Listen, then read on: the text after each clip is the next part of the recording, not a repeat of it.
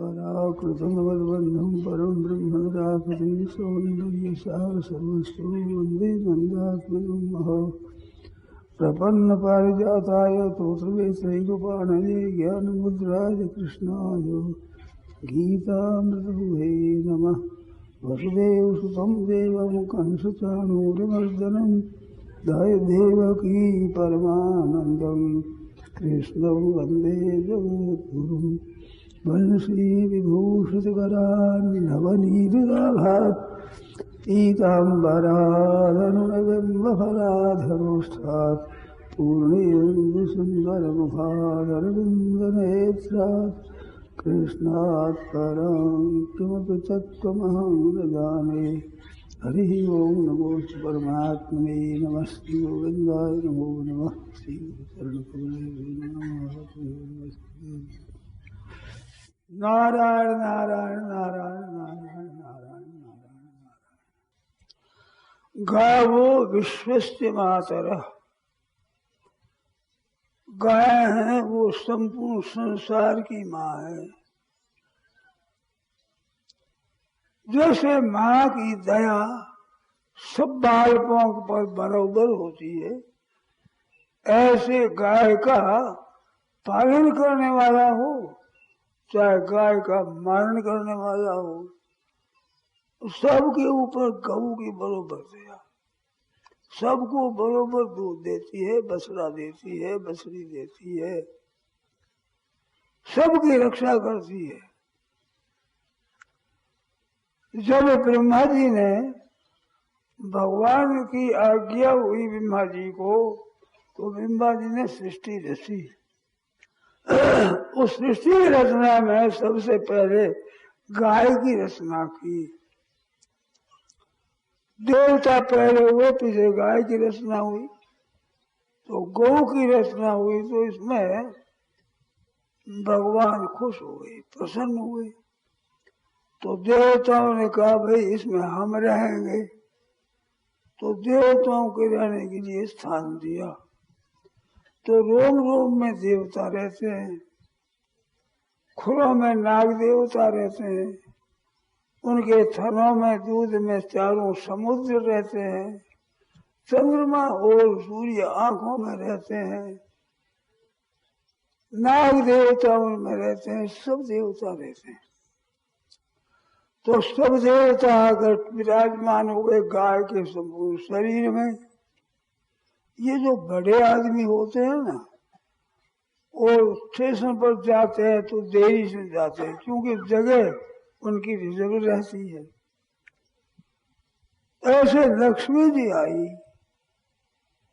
कि भाई हमारे को भी यहाँ निवास मिलना चाहिए, क्योंकि महाराज जब जगह तो रुक गई, जगह रही नहीं, तो कहीं भी स्थान तो मिलना चाहिए। तो वे लक्ष्मी जी के लिए गोबर मिला, गोबर में लक्ष्मी जी रहती है।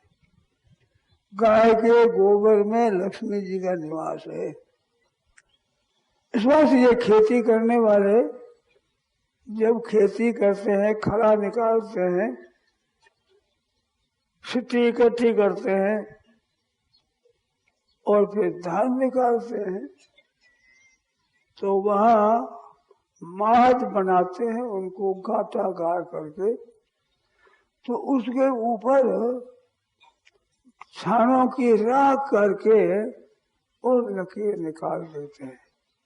नहीं तो ये स्यारी होती है, वो स्यार देती है, और गऊ का वो गऊ के गोबर का जो छाना बना, उनकी राख बनी, वो आ जाती, तो वहाँ वो धान सारती नहीं।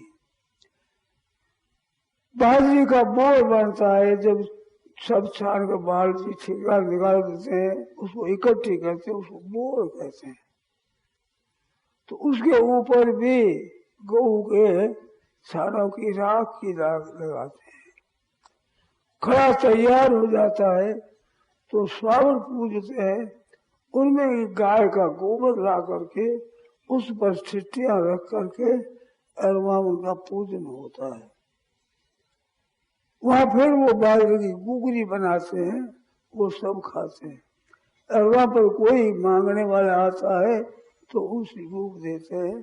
तो खड़ा किया कहते हैं, खड़ा किया, उनको खड़ के वो ध्यान देते हैं। तो गौ को इस तरह से पूजन मानते हैं। गोवर्धन का पूजन होता है दिवाली का, तो गोवर्धन पूज के भी गाय का गोबर ला करके गोवर्धन बनाते हैं। उसके बेर है, काचर है, सिट्टा है, फड़ी है, ऐसी लाकर ऊपर रखते हैं और गोवर्धन पूजन होता है। वो भी गोवर्धन गोबर के ऊपर होता है। घरों में कोई अशुद्धि हो जाती है तो उसकी सफाई निर्मल करने के लिए गाय के गोबर का चौका लगाते हैं। बालक पैदा होते हैं आपके, उसका सूर्य पूजन होता है, नामकरण संस्कार होता है, उसका नाम निकालते हैं। तो वहाँ पे गाय के गोबर का चौका लगा करके और ठीक बीच में चौका लगा हुआ कुमकुम से लेकर और सूर्य पूजन होता है। ब्राह्मण आते हैं, वो सबकी पवित्रता करते हैं।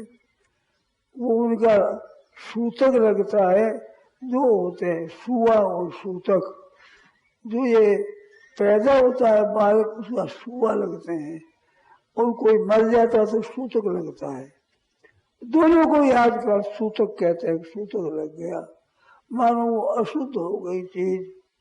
तो वो बालक पैदा होता है उस समय सूतक नहीं लगता है, बालक का नालक छेदन होता है, जिससे बालक अपने खुराक खाता है, वो नाभि में नाल लगी रहती है, नाला, उससे उसको पोषण होता है।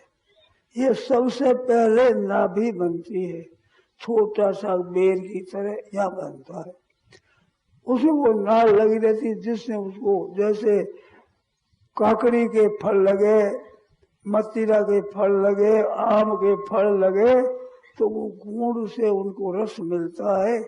इस तरह से माँ का रस, माँ के खाए पिए का सार चीज वो नाल में हो जाता है और वो बड़ा होता है, फिर बोबेर के समान होता है, फिर थोड़ा बड़ा होता है, ऐसे होकर ये मध्य भाग बढ़ता है। इस मध्य भाग से फिर पैर निकलते हैं, जैसे टहनियां निकले इस तरह से पैर निकलते हैं, हाथ निकलते हैं, माथा निकलता है। माथे में फिर आंखें है, नाक है, कान है, मुख है, ये निकलते हैं। इस तरह से बालक बनता है। तो वो अशुद्ध होता है। तो अशुद्धि कब होती है कि जब नाड़क छेदन हो जाता है, नाड़ो मोड़न, नाड़ा मोड़ते, उस नाड़ा मोड़ते कहते हैं, नाड़ा छुरी से काटा जाता है, उस समय फिर सूतक लगता है। फिर बाद में दान पुण्य नहीं होता, उनसे पहले दान पुण्य होते हैं। बालक के पैदा होने पर दान भी होता है, ब्राह्मण भोजन भी होता है, सब कुछ होता है। नारद छेदन होने के बाद फिर उसमें सूतक लग जाता है। उसमें 10 दिन कम से कम और भी बालक अगर नक्षत्रों से पैदा होता है, मूला आदि नक्षत्र होते हैं, तो उस नक्षत्र करड़े नक्षत्रों में उनका कई दिनों के बाद शुद्धि होती है। तो शुद्धि करते समय गोबर और गोमूत्र लाते हैं। घर सबका सब अशुद्ध हो गया तो उसमें गोमूत्र ला करके छिड़क देते हैं, जिससे वो घर शुद्ध हो जाता है। गोबर और गोमूत्र मिलाकर छिड़क देने से वो शुद्धि हो जाती है, नहीं तो वो अशुद्धि रहती है।